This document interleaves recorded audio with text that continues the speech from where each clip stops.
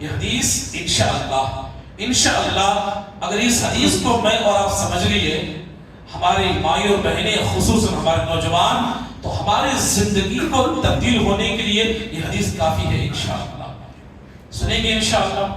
اللہ تعالی ہم سب کو سننے سے زیادہ عمل کرنے کی توفیق عطا فرمائے۔ حدیث اس طرح ہے، ترمذی کی روایت ہے، وعن ابو امامہ الباہلی رضی اللہ تعالیٰ عنہ قال قال رسول اللہ صلی اللہ علیہ وسلم انا زعیم ببیتی فی ربد الجنہ لمن ترک المراء وان كان محقا انا زعیم ببیتی فی وسط الجنہ لمن ترک الكذب وان كان مازحا انا زعیم ببیتی فی اعلی الجنہ لمن الحسن خلقه رواہ الترمذی۔ ابو داؤد ترمذی کی روایت ہے، ابو امامہ الباہلی رضی اللہ تعالیٰ عنہ کہتے ہیں اللہ کے نبی نے فرمایا، ذرا غور کر دیکھو، میری تمہاری کیا خواہش ہوتی ہے کہ اللہ ہماری عبادتوں کو قبول کر کے اللہ جنت میں داخل کرے، یہی تو ہماری کوشش ہے۔ ہمارا آخری ٹھکانہ کہاں ہو؟ بولو جنت ہو، یہی تم سب کی کوشش ہے۔ نمازیں پڑھتے ہیں، روزے رکھتے ہیں، زکات دیتے ہیں، حج کرتے ہیں، تاخیرات میں روزے رکھ سب کچھ ہم کرتے ہیں، سبحان اللہ۔ جنت میں داخل ہونے کا آسان راستہ، شارٹ کٹ راستہ بتاؤں گا انشاءاللہ۔ اللہ کے رسول نے فرمایا انا زعیم ببیتی فی ربد الجنہ، جنت کے اطراف ایک گھر بنانے کی ذمہ داری میں لیتا ہوں۔ کون کہہ رہے ہیں؟ بولو اللہ کے رسول کہہ رہے ہیں۔ کیا کہہ رہے ہیں؟ آپ کو جنت کے اطراف ایک گھر بنانے کی ذمہ داری میری ہے۔ نبی نے کہا کس کے لیے؟ لمن ترک المراء وان كان محقا، جو انسان حق پر ہوتے ہوئے، غور کرو کیا کہا، جو انسان حق پر ہوتے ہوئے اپنے جھگڑے کو چھوڑ دیتا ہے۔ آپ کا کسی سے جھگڑا پراپرٹی کو لے کر کے، معاملات کو لے کر کے جھگڑا ہے، آپ حق پر ہیں، سامنے والا حق پر نہیں ہے، لیکن جا اللہ کے لیے میں نے تجھے معاف کر دیا، سبحان اللہ۔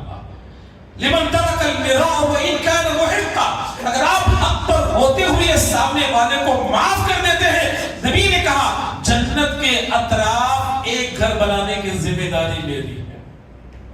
کیا آج ہم معاف کرنے کے لیے تیار ہیں؟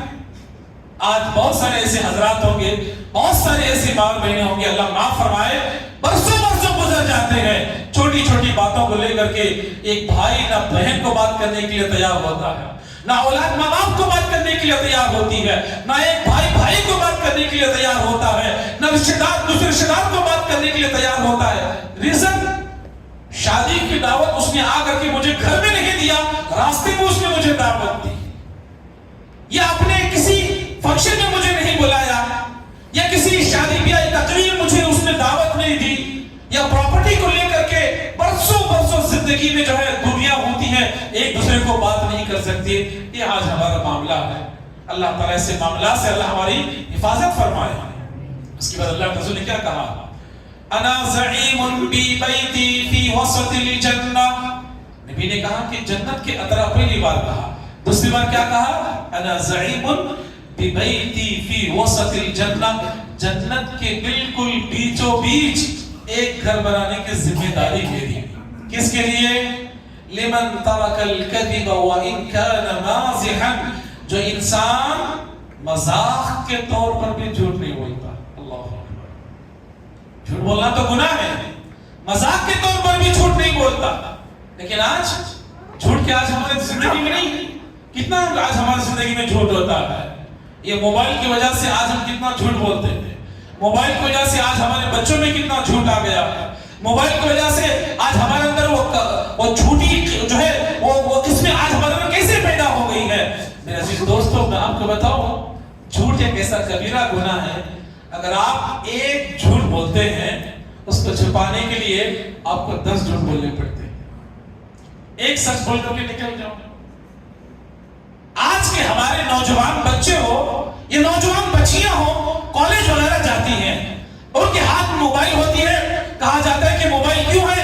کہا کہ کچھ جو ہے کالج کا سلیبس ہوتا ہے، کچھ آن لائن جو ہے تعلیم ہوتی ہے، موبائل دیا جاتا ہے۔ ماں باپ یہ سمجھتے ہیں کہ آج ہمارے بچے کالج گئے ہیں، اگر ان کو فون کر کے پوچھا جائے کہ بیٹا کہاں ہے، نہیں میں ابا کالج میں ہوں فلاں ہوں، لیکن ہوتے کہاں ہیں؟ بازاروں میں، گارڈنوں میں اور برائی فحاشی کی جگہوں پر آج ہمارے بچے ہوتے ہیں۔ جھوٹ، یہ جھوٹ اتنا عام ہو چکا ہے کہ ایک آج گھر کی خاتون اپنے شوہر کو جھوٹ بولنے آج پیچھے نہیں ہٹتی ہے، ایک شوہر جو ہے اپنی بیوی کو جھوٹ بولنے آج پیچھے نہیں ہٹتا ہے، ایک اولاد اپنے ماں باپ کو جھوٹ بولنے آج پیچھے نہیں ہٹتے ہیں، ماں باپ اپنے اولاد کو جھوٹ بولنے آج پیچھے نہیں ہٹتے ہیں۔ کیوں؟ جھوٹ عام ہو چکا ہے، جھوٹ بولنا دور کی بات ہے۔ لمن ترک الكذب وان كان مازحا، اگر آپ مذاق کے طور پر بھی جھوٹ بولنا بند کر دے، اللہ کہتا ہے کہ جنت کے بالکل درمیان ایک گھر بنانے کی ذمہ داری میری ہے۔ سبحان اللہ۔ آخر میں اللہ کے بھی نے کہا انا زعیم ببیتی فی اعلی الجنہ، جنت کے اطراف نہیں، جنت کے بالکل درمیان نہیں، جنت کے سب سے اونچے اعلی مقام پر ایک گھر بنانے کی ذمہ داری میری۔ کس کے لیے؟ لمن الحسن خلقه، جس کے اخلاق اچھے ہوں، اچھے اخلاق پیدا کرو، جنت کے اعلی مقام پر اللہ تبارک و تعالی